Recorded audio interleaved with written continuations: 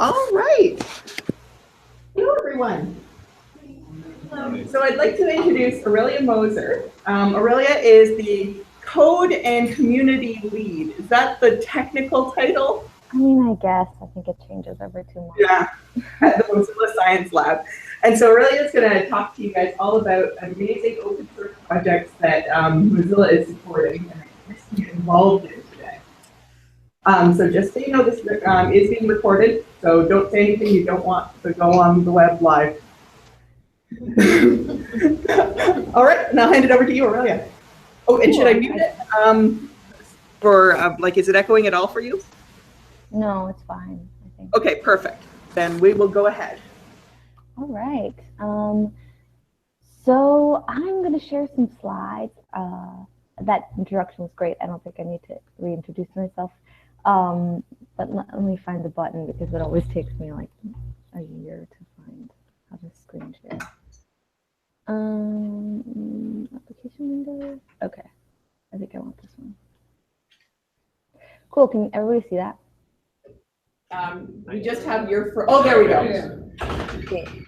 So these slides have a short link that should be on this page, this first page, but isn't. But I will share it at the end if you're interested in reading any of the liner notes below the slides, because I put in attributions, of course, and then also some notes about what I'll hopefully be talking about. But I'm going to go to presenter mode so that it's not so tiny. So everybody can see the big. I can't see your nods. Yeah, it worked. Okay, sweet. Cool. So I'm going to be talking about a bunch of different things, a little bit influenced by my background before I worked at the Science Lab. I do a lot of geospatial data visualization, and I worked at a few companies. One is called Shahidi. It's a kind of a social justice organization, but they built mapping software that allows people to map their local communities and also report on terrorist attacks or government-driven violence or voting election-related violence or where they're stranded during a natural disaster. So it was crisis mapping software. And then after that, I worked at a company called Cardo, which is based in Madrid, and it's an open source mapping platform that lets anybody upload data from a CSV, and then we'll geocode it for you and allow you to style it and everything with a CSS and JavaScript based stack of libraries. So I really love maps. It's basically the summary of that. Oh, it actually is echoing pretty bad. Do you mind moving? I'm sorry. Okay, yeah, sure, no problem. Okay, so. Okay. Oh, sweet. That sounds great, clear. So the background image is Grayson Perry. He's an artist, actually, but he does a lot of kind of Mapamundi, but modern. And I'll describe a little bit about what Mapamundi are if you don't know what they are, although you probably know the Latin words and you can guess. But this is a composite map that is meant to mimic those old style maps where things were sort of at weird angles. Parts of it are flat, there are faces in certain places, there are little monsters in certain places. It's called A Map of Days, and it's from 2012. And I thought it was really beautiful, so that's why I chose it as the first image. But I'm also going to talk a little bit about the mythology of map creation and then some of the science injected into that and how, science is wonderful and important. And then we'll talk about the Science Lab and what we do and how we encourage people of all backgrounds, including the geospatial sciences, to apply for our fellowships. Cool. So this is a 13th century Ebsdorf map. It's a pretty well-known one of this genre, I guess, of Mapamundis. If you zoom in, it's very pixelated, probably the version you're seeing. But you'll just notice that there's a lot of weirdness to it. There's some flat parts. There's some attempts at 3D perspective on some of the animals. And then, of course, true north isn't a direction, it's Jesus. Jesus is at the top of the map. So, and his little hands are out at the side. If you notice the little tiny hands, it's funny. But anyway, this is sort of how people designed their world, right? They designed it around concepts and ideas and feelings that they had about place, and not necessarily about the actual articulation of streets and avenues or things that would help you feasibly navigate. This is just kind of a sketchy, maybe poor navigation tool. But to get to the definition of mappamundi, and this is another one in the background, they're defined, at least on Wikipedia, as medieval schematic maps meant to preserve and illustrate classical learning easily and not meant as navigation tools, which is very different than how we use maps now, right? The maps in your mobile device you use to navigate the world, and you get very upset when the directions are not accurate. But if you look at this map, there's a whole like fanciful world around the world that includes gods and monsters, and the projections aren't entirely, although this is a little bit more of a sophisticated one because it does have like latitude and longitude lines and some navigational cues, but you'll notice the sizing of certain continents is a little bit different than what you might be exposed to if you use a map today. And so here's some close-ups on this. These are some creatures and things that were sometimes there would be renditions of stories, weird people severing each other's limbs. I put in 2 of this little dude with the horns because I don't know why, but he shows up in a bunch of maps. I don't really know what the mythology is around him. But there were sea monsters, there was like early parasailing people. Lots of strange things happening in the seas and not a lot of accuracy, I guess. But then here comes Ptolemy, right? He's awesome. He's a geographer. He introduces the idea of projections to maps. So suddenly you start to see things like with his conic projection, which is illustrated here in the Codex Vaticanus, or Venus Gracis, I don't know how to say that, but 14th to 15th century. And you'll notice that things are kind of curved in a different way. There's an order to the way things are organized on latitudes and longitudes, or at least on grid lines. And projections do govern a lot of how we see the world now, even though most maps, I guess you could still consider them a kind of mythology in that they're not a perfectly accurate representation of our 3D world, right? They're usually a 2D representation of what is a globe or a 3D environment. And they usually are wedded to a projection which may or may not skew certain continents or certain places in the world. So there's a lot of complaints about the standard web projection for web maps, which is a web Mercator, because Africa looks a little bit smaller. There are certain parts of the world that seem slighted or favored, and just the orientation of it seems to favor the Western world. So yes, the idea of projections brought us a lot more accuracy, but it's still kind of a skewed medium, or a skewed like media type, I guess, of maps. They have a lot of science that influences them, and even now most of the maps that you use are just tracings. Even if they look like they're drawn, they're usually just tracings of satellite imagery. So you get a lot more accuracy with those satellite images and their translation into more artistic representations. So how is this important to open science? Well, maps are important to everything. What you're seeing in the background is a slice of OpenStreetMap and how they use satellite imagery to trace continents. So you can see like the drawn version follows from the satellite image stripe that's in the center. And the availability of satellite imagery, which is actually, or has been in the past, quite expensive, the increased availability and open sourcing of it through Landsat and NASA and a lot of other agencies who now have contracts with companies like Mapbox and OpenStreetMap has made it increasingly easy for people to create maps of their worlds and understand their world a little bit better. And that's really beautiful and wonderful. There was a time in map software development when companies like Esri, which is a proprietary mapping company, created software that people had to license to universities. So every geographer, every student cartographer learned how to use Esri software to make maps, and then they were bound to it forever, trapped really, and had to work for companies that could afford to buy a license for Esri. But now we have a lot of open source mapping libraries that allow people to create their maps. So the mapping industry has been kind of revolutionized by the idea of open science in a way. The open access to lots of data, as well as tools and analysis techniques and algorithms that allow you to run queries on map data and filter and edit it and repackage it in a way that the rest of the world can appreciate. But all of this is built a lot, or at least a lot of what we do at the Science Lab is built a lot on a kind of global curiosity for how people are doing things all over the world, an enthusiasm for collaboration and over communication in some cases.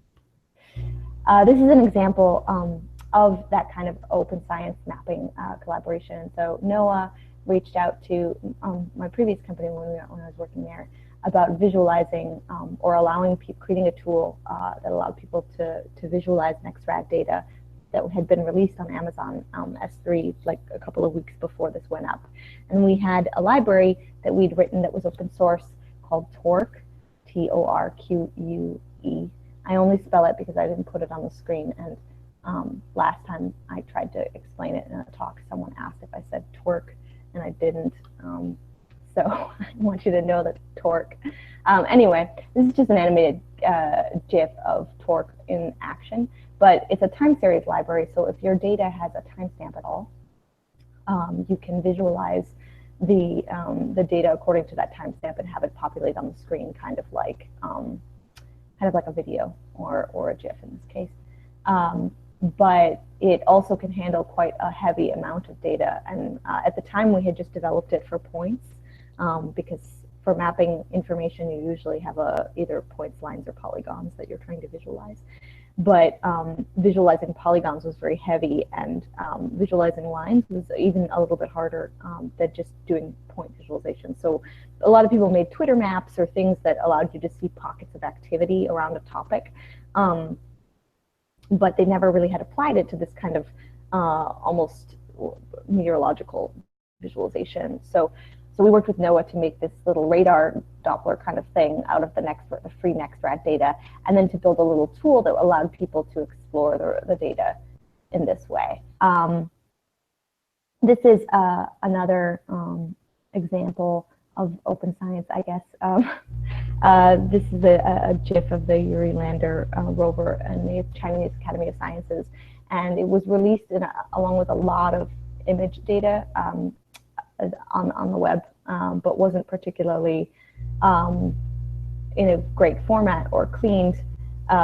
So this scientist reached out to them and ended up converting it and making it more accessible and opening it up to the world, whereas they had kind of just dumped it and hadn't really made it accessible.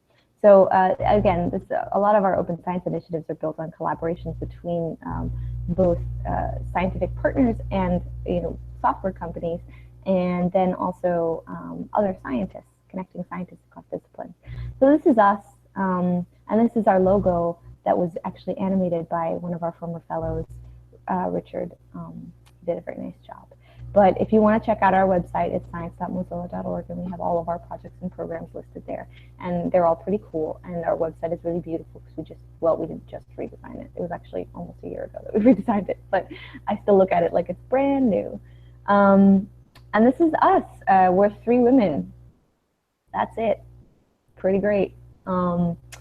My name is Aurelia, and then in the center is Xana, and she works on curriculum.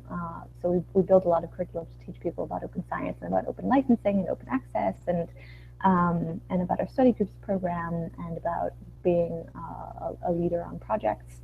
So a lot of project management stuff. And Xana builds that curriculum, and then we package it into little WebGit books. And then Steph is the head of the Science Lab, and she's a former librarian at University of Washington working on open data issues and management and repositories and that kind of thing. So she came on to build a curriculum for us in related to open data things, and ended up staying, and now she works on a lot of grant management and administrative things, but she also still does open data things. Great. And so this is our website. It's beautiful. Woo. These are all the things we do. Pretty great. We have programs up here, which I think is helpful. Right now, it only breaks down into events, fellowships, and study groups. Those are our main programs. I'll talk a little bit about the study groups program, I think, a little bit later, and about the fellowships and how we're launching a fellowship opportunity upcoming.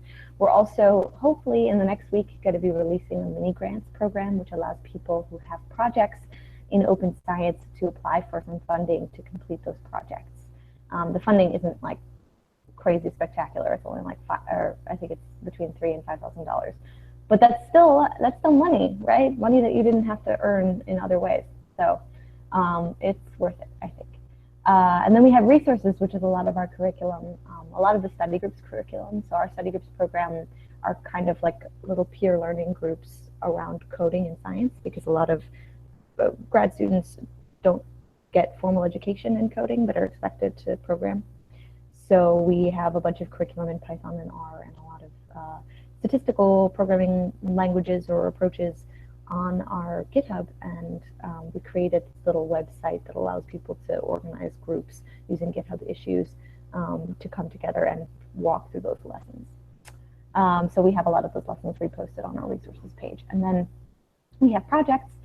Projects are things that are open science projects on GitHub that we then skin in a very nice interface that allows you to engage with the projects without necessarily having to join GitHub.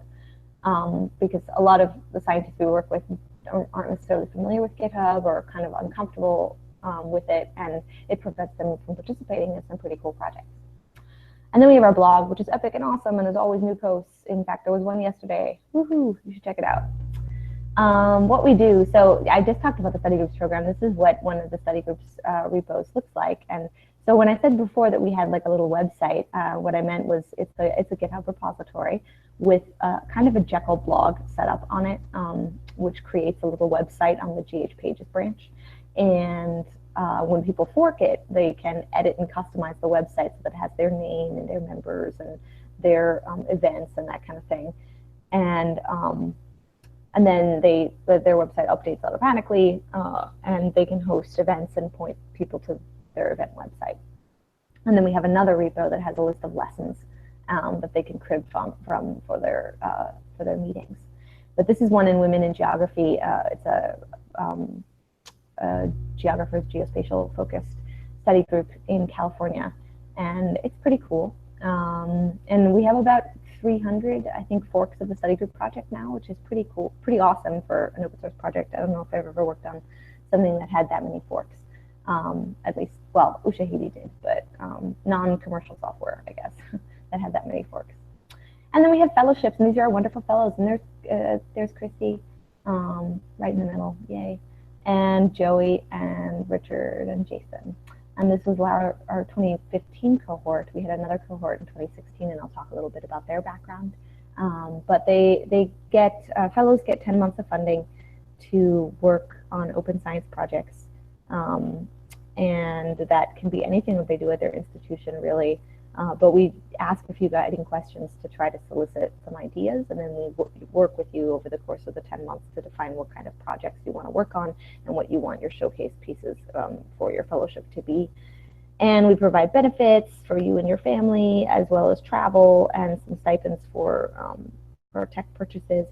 So it's a pretty great deal, and you should check it out. And then the projects page kind of looks like this. I mentioned projects on the website a little bit before, but you have your title of your project and then the principal person who's operating on it and the theme of it, and you can filter by themes. And then there'll be a description and some ways that you can easily get involved if you don't necessarily have a GitHub account, or even if you do. And so where we are, so we're all remote people. So that means I'm in New York, and Steph is in Seattle, and Zena is in Gainesville, Florida. So everybody's all over the place, which means that everything we do is online. All of our repositories and code and projects and everything, including our website, is on GitHub in our Mozilla Science Lab organization. We also have Gitter, which is a tool that extends the chat capabilities, I guess, of GitHub. So it used to be that you could create a Gitter chat room in every GitHub repository, and people could access it through a button on the README and chat with you about your projects, which was great. But we kind of use it for all of our internal communications, as well as like our community chat channel and a bunch of other chat channels that aren't affiliated with a repository necessarily. So you should check out Gitter if you want to like have a Slack that isn't Slack. And then events we support. We do a lot of events, but there are a lot of remote events in most cases. So these are a few events types that we kind of regularly have. We have a study group learning call, which is for all of the study group leads all over the globe, and we email it out to them every month. It's the first Friday of the month, so it was just last week, actually. And then on the second Thursday of every other month, we have a community call, and that's where I bring in a few guest speakers to talk about a theme of choice, and then we have our fellows report back about what they're working on these days. So this month's theme is trust in science, because there's been a lot of challenges to trust and maintaining integrity in open research practice, which might sound boring, but you know what? Nope, it's going to be awesome, and there are lots of really great speakers on the call. I'm very excited about all of them. So you should join us. It's not February 16th, it is April 13th, but I will pull up the slide in a bit to show you the actual date. And then we have a lot of participatory events that aren't just remote events like calls. We have tentpole events, which are the events that kind of guide our year. That's why we call them tentpoles, I guess, because they're foundational. I guess that's why tentpole.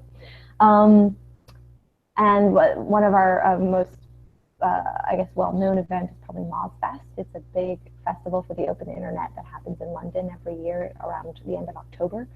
And we have a lot of our community proposes sessions, and there are 9 floors of activities that are themed around different topics that Mozilla tackles, like open science, journalism and open news.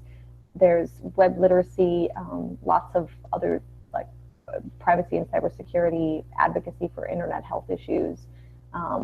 Every floor has a theme, and we have sessions related to those themes on every floor, and then there's a big party at the end, so it's a really fun time. We also support a lot of conferences, so we speak at a lot of the open science conferences. So I was just at RDA last week, which is Research Data and the Research Data Alliance, sorry, all the acronyms, it's crazy. But we usually have somebody at Strange Loop and somebody at BOSC and somebody speaking at all of the open data or library conferences, as well as the open science conferences. And occasionally we co-sponsor conferences. So GeoJournews was one that we hosted on geospatial information in New York, and it was meant for journos or journalists, and that's what the pun journews. Anyway, it was a pretty great, fun time, and we had Joey, one of our former fellows for the Science Lab, speak as well at that, because he does a lot of geospatial visualization. So we do things like that too. And then sometimes we also just support events and host science fairs. So I'll be talking a little bit about Space Apps, which is the NASA Space Apps Challenge that we sponsor and co-support in New York. But we also, when Jason was one of our fellows, supported Get Labs, which is a sort of expo kind of science fair setup that partners with the Genomes, Environments, and Traits Conference, which is all about open science and about sharing biomedical research information. But the Get Labs science fair is kind of fun because you get to walk around to all the different tables and sign up for different biomedical research studies. Yeah, I signed up for too many, and now I get too many mails, but it's still really fun. And then for remote participants, we also have a lot of types of events that are fairly participatory but are not in person, I guess. So we have all of our curriculum is online and available in GitBooks or in some kind of online like MOOC format. So this is our Open Leadership Training Series on the left that you'll see. And it goes over everything that we do at all of our Working Open workshops, which are in-person meetings that we have a couple of times a year, When Christy was a fellow, we had it in Berlin. It was a 2-day event where we taught people about how to set up a README and openly license their materials and develop a data reuse plan and all of the fundamentals of having an open project that is robust and sustainable. And then after that, we usually put participants through a mentorship program that goes for a few months. And that includes all of the curriculum that's available in the Open Leadership Training Series. That 3 months leads up to another event that we have called the Global Sprint, where we gather together all the projects on our projects page and vet them and organize them, and then support over 30 sites globally to host a kind of hackathon or sprint where people come together and work on open science projects across different time zones. So it goes over 3 days because people only work during the hours that they are awake on those time zones, and we check in with people across the world. So it's a pretty fun time as well. And then we have a lot of calls, like I said, and we organize those. People dial in or they join a video chat room that we share, and they sign in on an Etherpad, which is what you'll see in the right section here. And they usually put their affiliation and their information for contact, and then we go through the themes of the call. Etherpad is pretty cool because it colors your text according to your name or your ID. So you get to see a kind of a beautiful rainbow of all the contributions to the same call at the end of the call. So WOWs, we just hosted another Working Open workshop.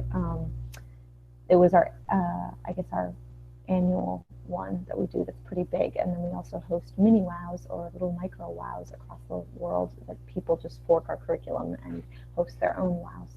But this one was in Montreal, so we had an open website and repository with all of our resources, and then you can, if you get these slides, you can check out all the links below.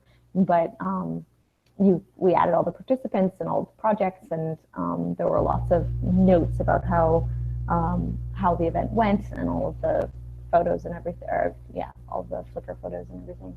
But the schedule has all of the curriculum linked, so you can also, you're welcome to reuse that as openly licensed. And then we also had a kickoff meetup that we did in partnership with the Montreal Open Science and Reproducibility Meetup, which is run by Peter Grabitz, who was an attendee at our previous Working Open workshop. So we usually invite about 30 people to attend the actual workshop, and we bring them in to participate, so that means we pay for their travel and stuff, which is pretty nice for them.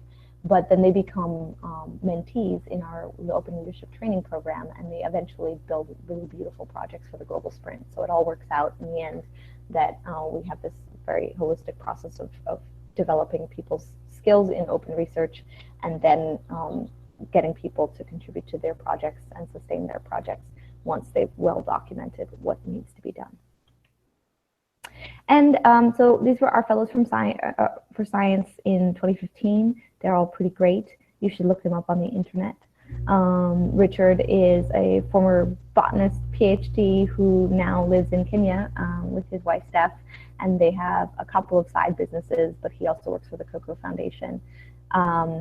And Jason, you know Christy, so I'm not gonna give her background. But Jason was a biomedical research project manager kind of, but he worked at Mount Sinai Medical Hospital and worked on a bunch of open science resources or research to support why open biomedical research was important and why participatory medicine was important.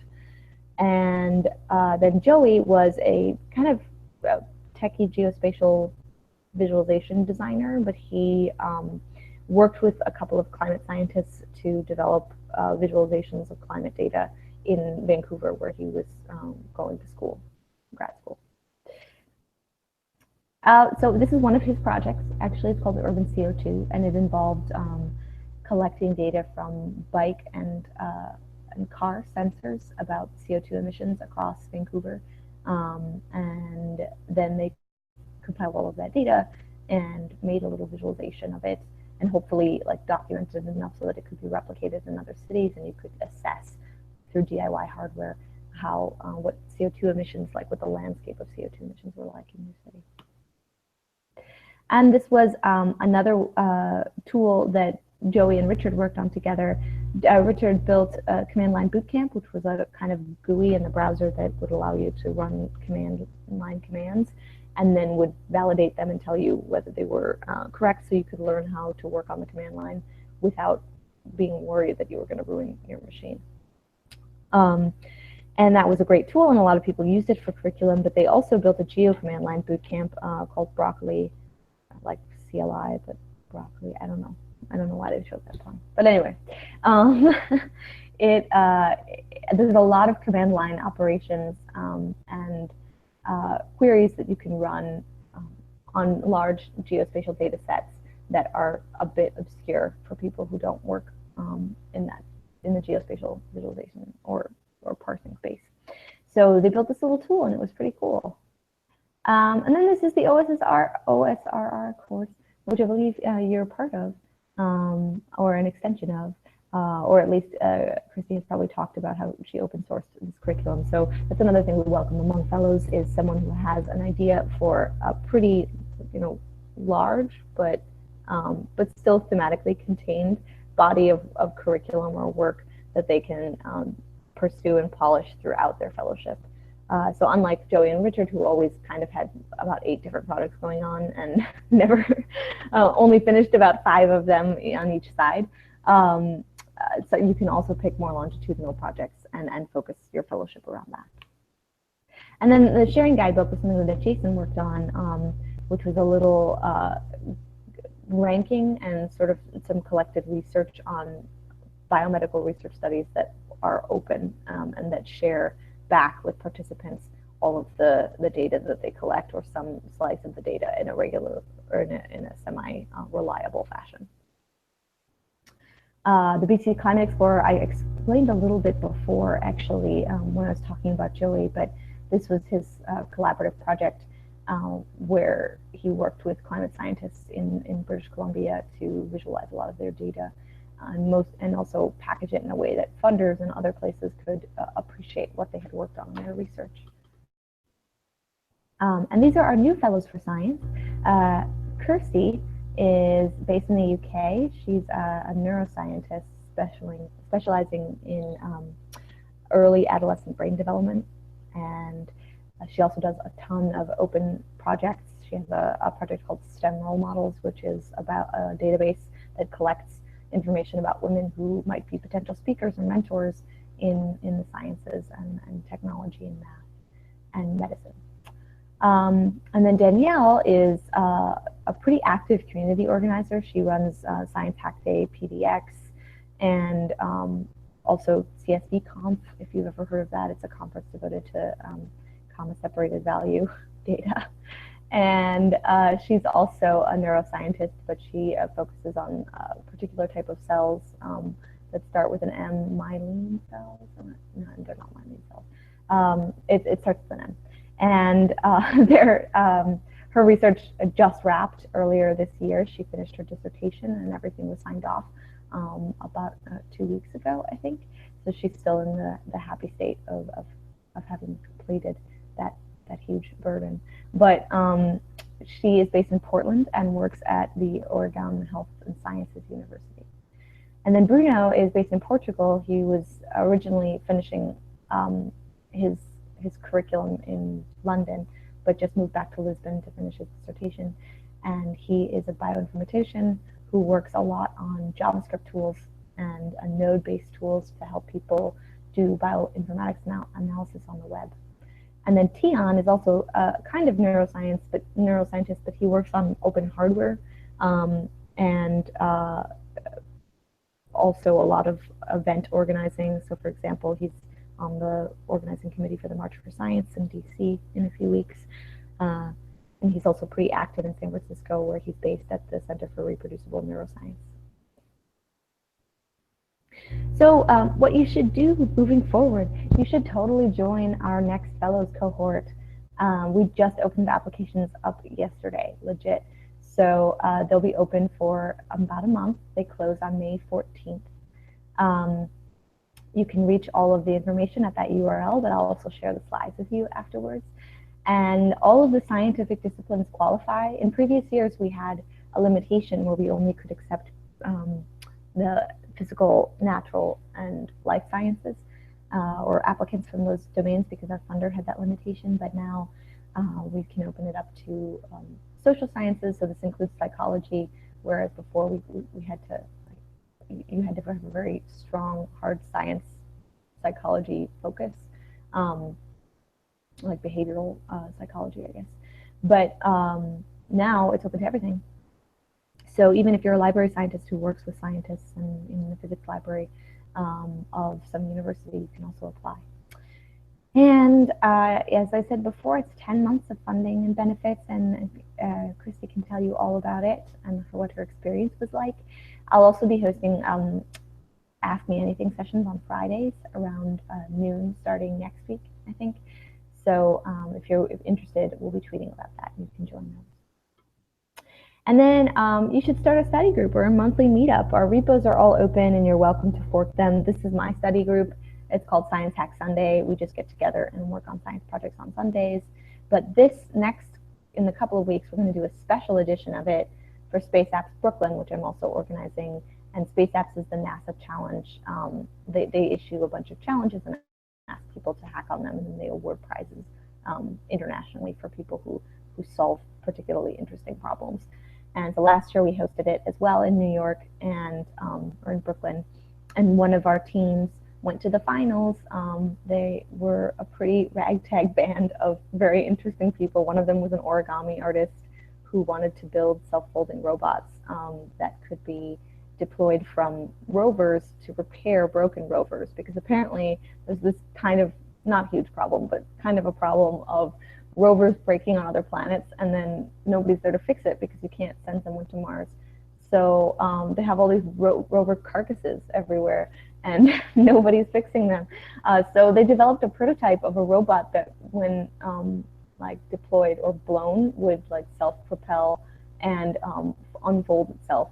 So they submitted that, and it was a pretty awesome project. So there's lots of cool things, and if you don't know about Space Apps, you should check out, there's probably a Space Apps event in your local area, and you can go and work with people on science. It's pretty fun. Our next community call is Thursday, and you should totally join because it's going to be such a good time. But there's the Etherpad, and I usually send out a bunch of tweet reminders and everything. But it's fun. You should join, and we'll talk about the fellowship. We'll have a couple of guest speakers. We'll hear from our current fellows. If you have time, that is.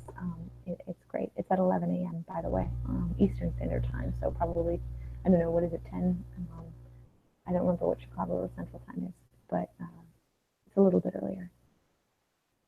And then Mozilla is interested in a lot of things, not just open science. And we try to connect all of our interests and themes and teams to a couple of key issues. So this year we have these internet health issues that we're focusing on. So these are things that maintain a healthy open web. And that includes digital inclusion, privacy and cybersecurity, web literacy, open innovation, and decentralization. And we have a tool that showcases projects and events and activities in our network that you can also add things to. And it's called Network Pulse, and there's the URL for it. But you can find whole projects to work on the open web there too, or events to attend. So I recommend checking it out. And then this is the last slide. Thank you for your time. Oh, I did put the slides in. Look at that. Ooh, smart. And this is another Grayson Perry map, which I also like because of the symmetry with the Ebstorf map with Jesus at the head, but this time it's a self-portrait of the artist at the head. And he has like all of the rivers and stuff sort of look like organs in a body. But my point being that you know, there's still a lot of strangeness and artistry and mythology in the world that can be informed or improved by open science. And so so I hope you'll join us as fellows, or apply to be fellows, or join one of our calls, or otherwise participate in our community, because we would really love to have you. Thanks so much for your time. I'm done. Does anyone have questions? Everyone is clapping. There we go. Yay! Oh, wow. That is bad, All right. Did anyone have any questions for Aurelia? I will not face the microphone because that'll cause disastrous echoes. Question. I'm just kind of curious, what are the challenges, the fact that you guys all collaborate specifically through the web? You're all based in different places. It seems that you guys do a really good job doing that, but what are some of the challenges you face and how do you work around those? That's a good question. I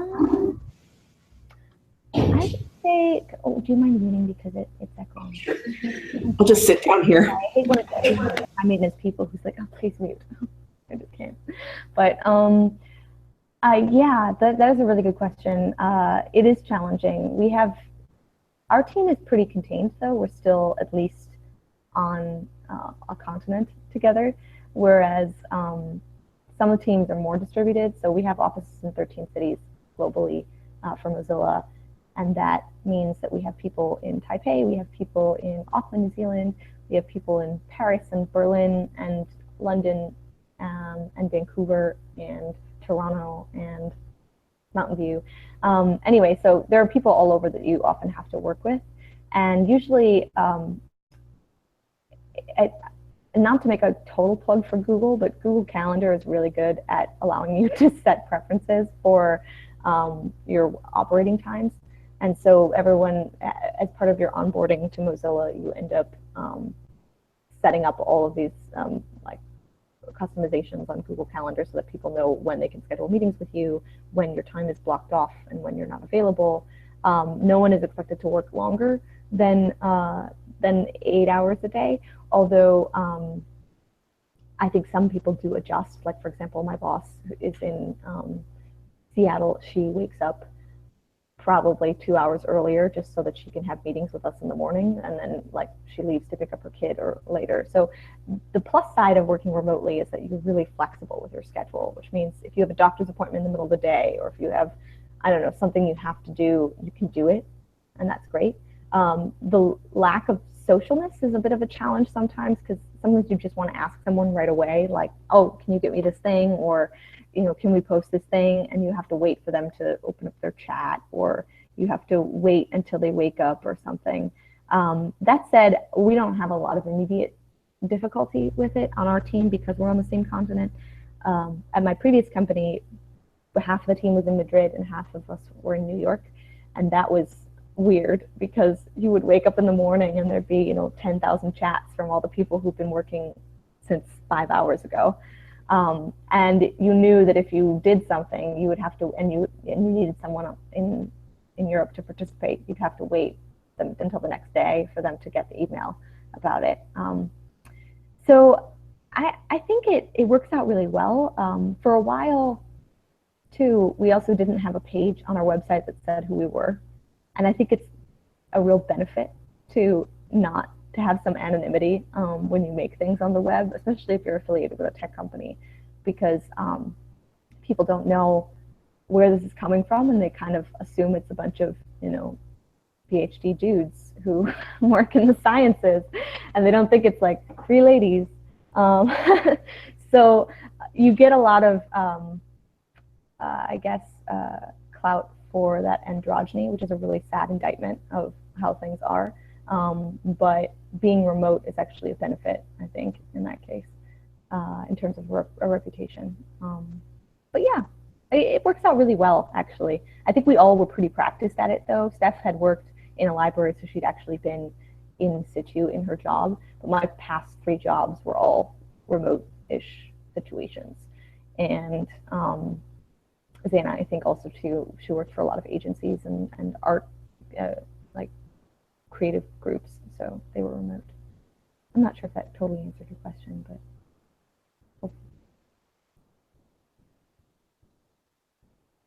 Awesome, thank you. Any other questions? Anyone going to apply for the fellowship? Yeah, you could do it. Oh, what I was doing ecology-wise, yeah, so the fellowship allows you to have 20% of your time devoted to your research still. So your projects still move ahead. Actually, 2016 was one of my most successful publication years. I think it was 6 or 7 papers. So I mean, I didn't do all of that work in 2015, 2016, but I was able to continue pushing projects forward. Yeah, that being said, if you're trying to finish up your PhD, it is a little bit of a challenge to get all of the administrative things done at university pace and work at Mozilla pace as well. But I don't think it's an untenable thing. I mean, there two of the current fellows defended, right? Mm-hmm. And then Joey defended during our class of fellows. So yeah, so it's entirely possible. It's just, yeah, if you have a lot of research commitments, like if you had like field work that you had to do, for instance, that might be incompatible. So you could late stage fellowship. Yeah. Although, I mean, this fellowship took me to Kenya, and a bunch of you guys work out of Kenya, so hey, combine the trips. So the fellows also work remotely, just from wherever institution. Yeah, so I still had a desk in entomology when I was a fellow. It came directly to me, and I maintained a 5% appointment because of my visa situation. So because I had to maintain my employment with MSU, but also I was getting funds from an external source. It was sort of routed a little. We figured it out. So it was all legal. A quick question. For mapping online, are there any websites that you would recommend, learning or packages that are best for doing that? Because I'd like to do a lot of my research eventually online through mapping. So yeah.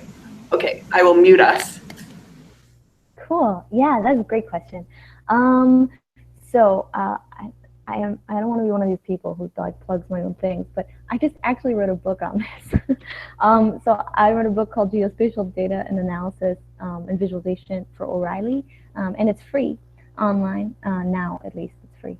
But I'll send a link along to it, and I have like summaries at the end of each chapter. So I'm not saying you should read my book, just take your time, your infinite spare time, read my book. But you can go to the like link list at the end, and I have tools listed for every theme. So those are things that I recommend checking out. I would say that Carto is actually pretty great, being someone who worked on that software. It's very intuitive and it's all open source, so that's very nice. Plus the team is really nice too. And if you need any help with anything, the head of the research team is one of my best friends, Stuart Lynn, and he is an astronomer and a scientist as well, with a total background in science and not in programming, but he taught himself how to program to work on the software.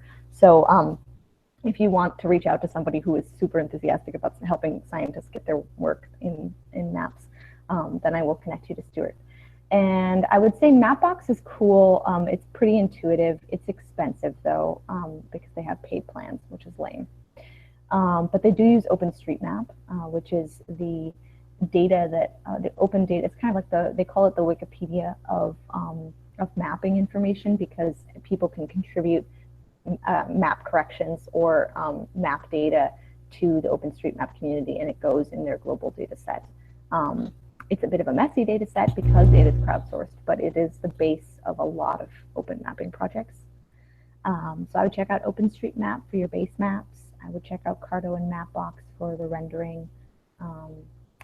And most of those are, they have both Python and Node or JavaScript libraries to support visualization for using those frameworks.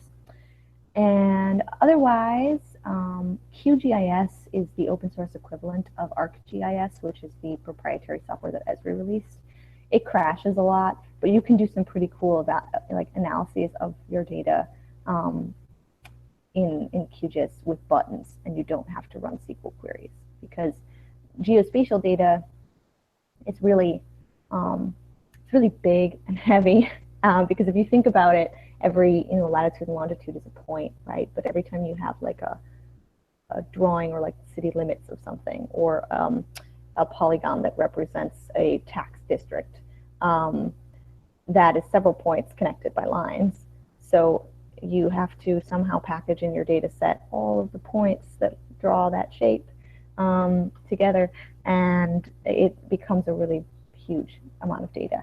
So the kinds of queries that you have to run on it are SQL queries, so they're like regular database queries, but they have a special syntax extension called PostGIS. I'm getting into the weeds here. I'm really sorry about this. But anyway, there are some really cool tools that allow you to architect PostGIS queries without having to be fluent in that language. So I'll send some links along. That's my summary. Sorry it went so long. Sorry it was so nerdy.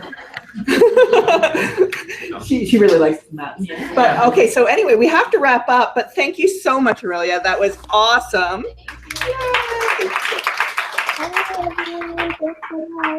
Yeah. That was awesome. Mhm.